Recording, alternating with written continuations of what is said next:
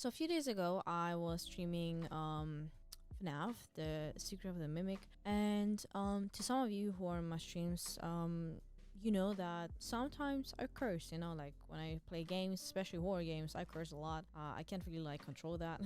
And you know, during the stream, I would sometimes get comments like, "Oh, like can you please not curse? Like can you stop with the cursing?" And da dee da da dee da da da.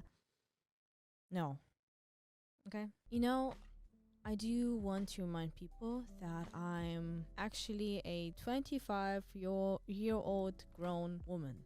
I'm an adult, okay? I feel like maybe sometimes people forget that, you know, and I know I have this also like very silly persona, you know, just like silly art style, just silly vibes, you know, just like unserious vibes, and I don't know, whatever comes with it. And yeah, I get it because whenever I make my comics or like my content is I do enjoy expressing my silly side, you know, especially since I had a history with it where like for the most part of my life like, I was actually kind of ashamed for it. Basically it made me feel like I was still kind of childish, I guess, you know, and basically I always felt like I need to be serious, like I need to blend in with other people and, you know, kind of be more serious about things, you know. And you know, it took me time to kind of accept that this is just like a part of who I am. And it's definitely not something that I can control most of the time. It's just like, you know, and I like to interpret that into my comics and drawings as well, you know, because like,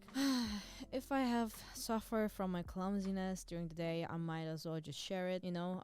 Sometimes like things happen because of my clumsiness, and you know, instead of being sad about it, I'd rather turn it around into something positive, you know. And obviously I've been pretty much sharing only the silly side of me online, because I'm gonna be honest with you, I kind of don't want to share anything that I don't want to share. That makes sense, yeah.